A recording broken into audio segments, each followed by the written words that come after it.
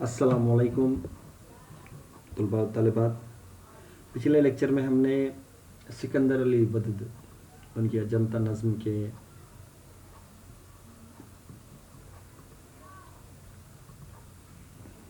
5 بند کا مطالعہ ہم نے کر لیا تھا.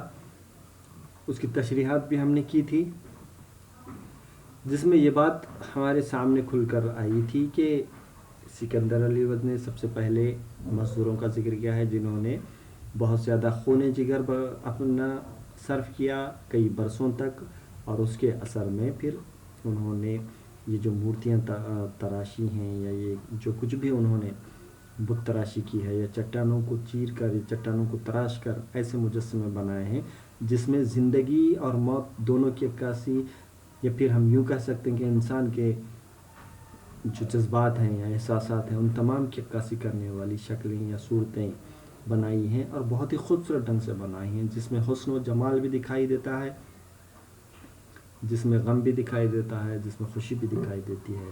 یعنی کہ زندگی کے ہر پہلو کو یہاں پر پیش کرنے کی کوشش کی گئی ہے. اس کے بعد کے جو چند بند ہیں ان کا ہم آج مطالعہ کرنے کی کوشش کریں گے، انہیں سمجھنے کی، ان کی تشریح کرنے کی کوشش کریں گے.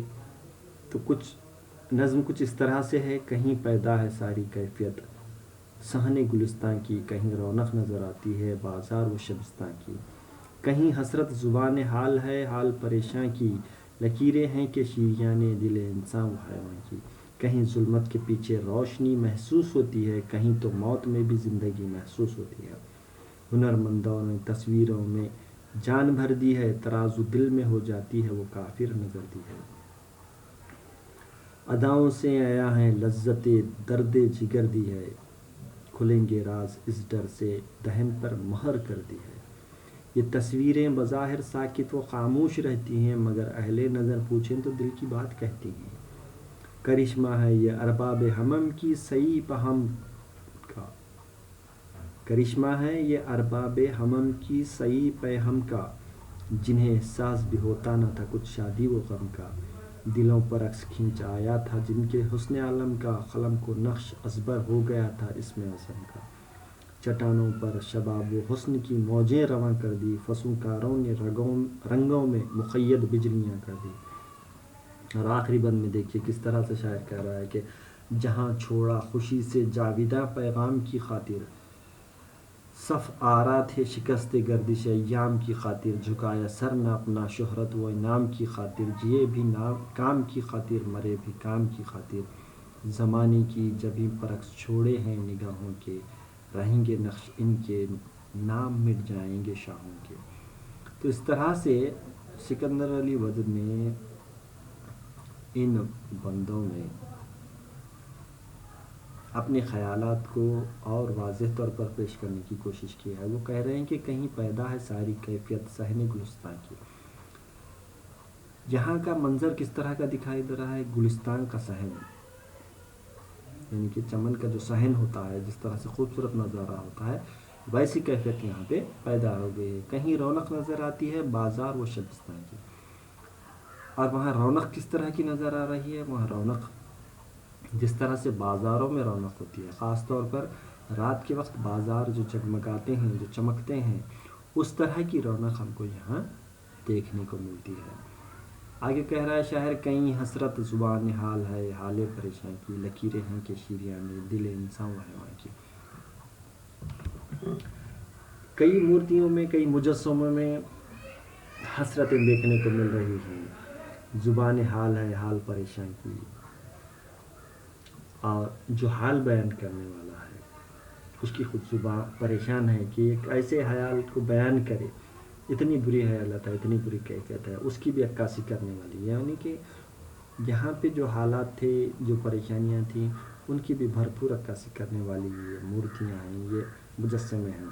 لکیریں ہیں کہ شیریان دل انسان و حیوان کی.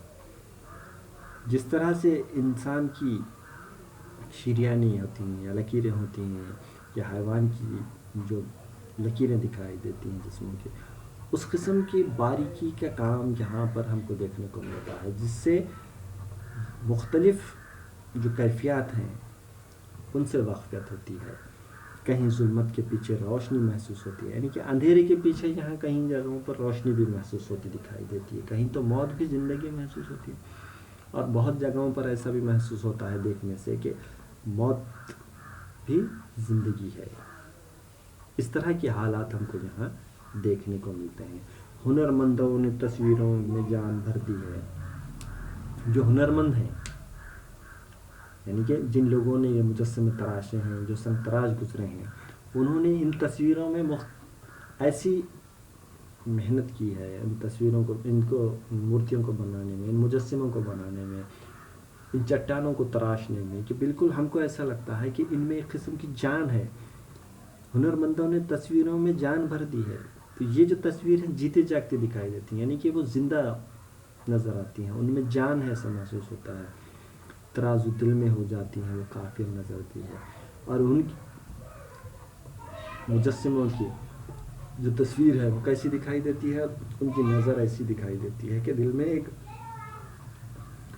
میں ایک تیر سا چبھتا ہے ان کو دیکھ کر، اور ان کی نظر ایسی لگتی ہے کہ ہمارے دل کو چھو لیتی ہے، ہمارے دل میں اتر جاتی ہے۔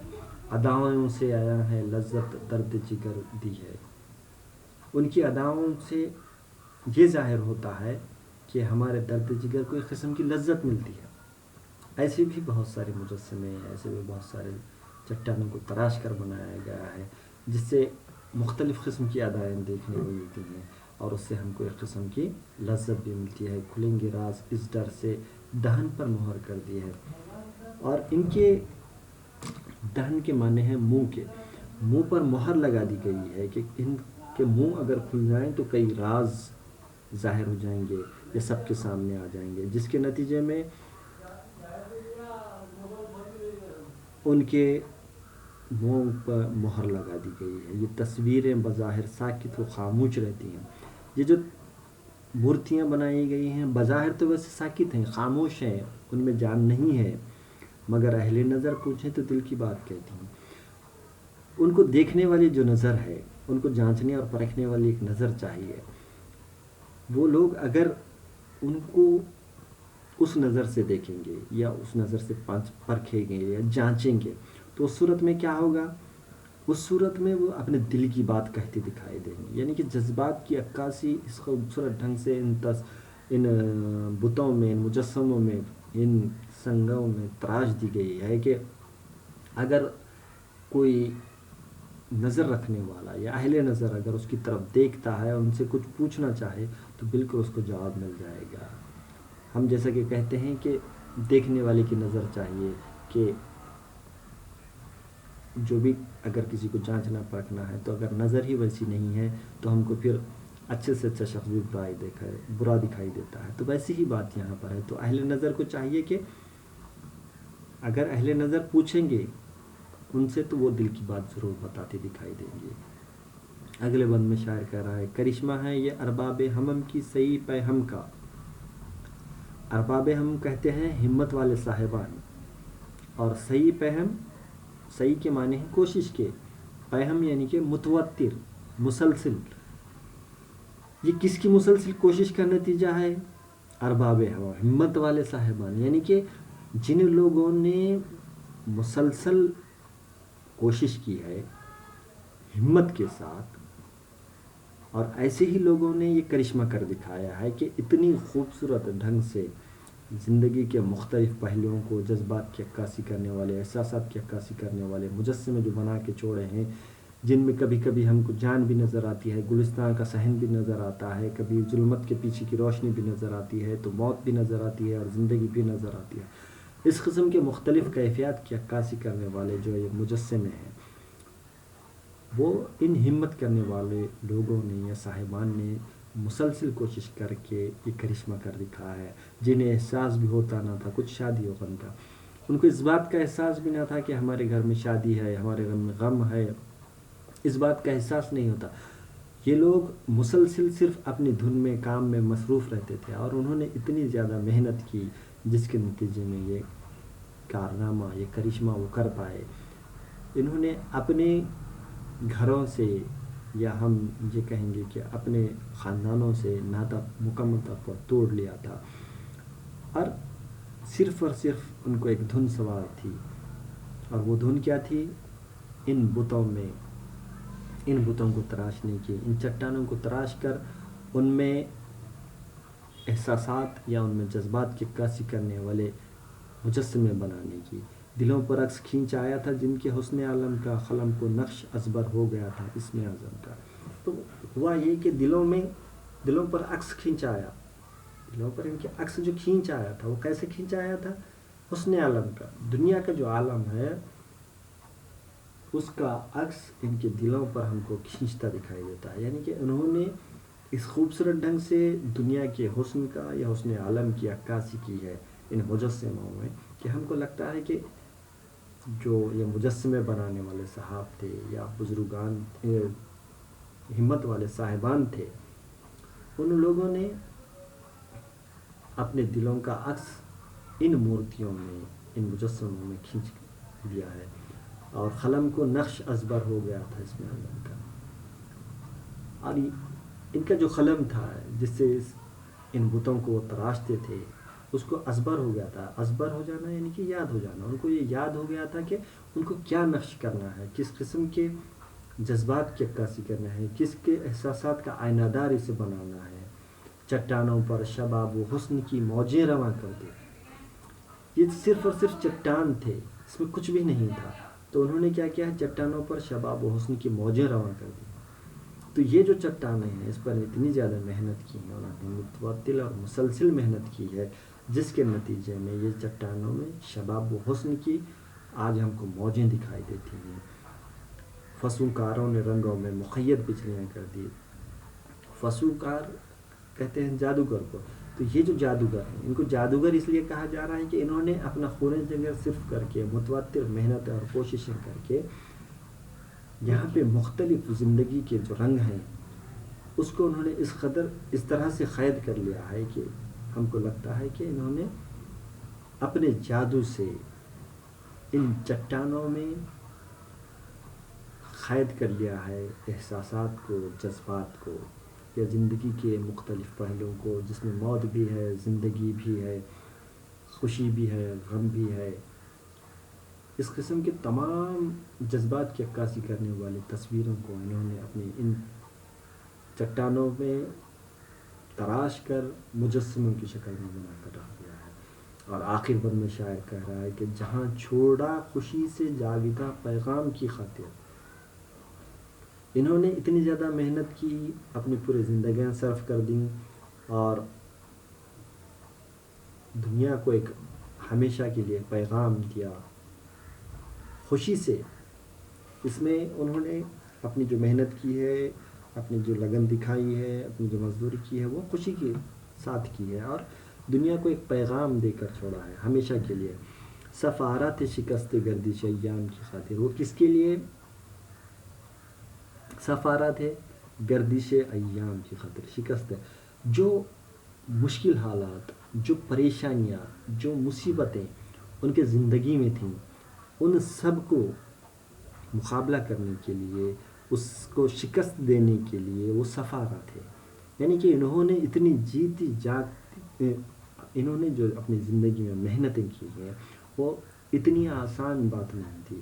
اتنے مشکل دور میں انہوں نے اتنی ہمت کے ساتھ، اتنے مسلسل کوشش کر کے جو انہوں نے کام کیا ہے وہ بہت ہی کمال کا ہے۔ لیکن انہوں نے جاتے جاتے جو پیغام دیا ہے خوشی کے ساتھ، اپنی دنیا کو، پوری دنیا کو ہمیشہ ہمیشہ رہنے والا ایک پیغام جو دیا ہے وہ یہ تھے کہ ہم نے شکست کو، گردش ایام جو ہماری زندگی میں تھے، زندگی میں جو گردش تھی ہماری، اس کو دور کرنے کے لیے ہم نے یہ کام کیا ہے، اور اس کو شکست دینے کے لیے ہم سفارہ ہوئے ہیں۔ جھکایا سر نہ اپنا شہرت و انعام کی خاطر، انہوں نے شہرت یا انعام کی خاطر اپنے سر کو نہیں جھکایا، جیے بھی کام کی خاطر اور مرے بھی کام کی خاطر۔ تو انہوں نے کیا کیا ہے؟ اپنی پوری زندگی صرف کام پر ہی قربان کر دی ہے۔ تو وہ جیے بھی کام کی خاطر اور مرے بھی کام کی خاطر۔ اور آخری شعر میں شاعر کہہ رہا ہے کہ زمانے کی جبیں پر عکس چھوڑے ہیں نگاہوں کے، زمانے کی جبیں پر عکس چھوڑے ہیں نگاہوں کے، رہیں گے نقش ان کے، نام مٹ جائیں گے شاہوں کے۔ شاعر ان کی تعریف بیان کرتے ہوئے کہہ رہا ہے کہ انہوں نے زمانے کی جبیں پر جو عکس چھوڑے ہیں، یعنی زمانے کی جو پیشانی ہے، زمانے کے سامنے انہوں نے جو ایک نظریہ، ایک کام کے خاطر جینے اور مرنے کا ایک جو انہوں نے پیغام پوری دنیا کو دیا ہے، وہ پورے زمانے کے سامنے ایک پیش ہے۔ زمانے کی جبیں پر عکس چھوڑے ہیں نگاہوں کے، ان کے جو نگاہیں ہیں انہوں نے کس طرح سے اپنا مکمل دھیان کام کرنے پر رکھا تھا، اس پر انہوں نے یہاں پہ بتانے کی کوشش کی ہے۔ تو زمانے کی جبیں پر عکس چھوڑے ہیں انہوں نے نگاہوں کے، رہیں گے نقش ان کے نام مٹ جائیں گے شاہوں کے۔ اور تو شاعر کہہ رہا ہے، اس بات کا اعتراف کر رہا ہے کہ ان کے جو کام ہیں، انہوں نے جو نقش چھوڑے ہیں وہ ہمیشہ ہمیشہ رہیں گے، جبکہ شاہوں کے نام مٹ جائیں گے۔ شاہ یعنی کہ بادشاہوں کے نام مٹ جائیں گے، لیکن ان کے نام ہمیشہ باقی رہیں گے۔ شاعر یہ کہنے کی وجہ یہی ہے کہ انہوں نے جو کارنامہ انجام دیا ہے اجنتا کی ان چٹانوں پر، جہاں پر کچھ بھی نہیں تھا، صرف چٹانیں وجود میں آئی ہوئی تھیں، ان کو تراش کر، ان کو بنا کر، ان میں جو جذبات، احساسات یا زندگی کے مختلف پہلوؤں کو انہوں نے جس طرح سے ان پتھروں میں پیش کیا ہے، جس میں زندگی اور موت کے پہلو دکھائی دیتے ہیں، یا زندگی کے ہر پہلو، خوشی ہو یا غم، سب کی عکاسی کرنے والی تصاویریں ہم کو دیکھنے کی ملتی ہیں۔ تو یہ جو کام مزدوروں نے کیا ہے وہ ایسا کام ہے جس سے وہ ہمیشہ ہمیشہ کے لیے امر ہو گئے ہیں۔ بادشاہوں کے نام تو لوگ بھول جائیں گے، لیکن ان کا یہ جو کارنامہ ہے کئی صدیوں تک چلتا رہے گا اور ہمیشہ ہمیشہ قائم رہے گا۔ ایسے خیال کے ساتھ سکندر علی وردی نے اس نظم کا اختتام کیا ہے۔ شکریہ۔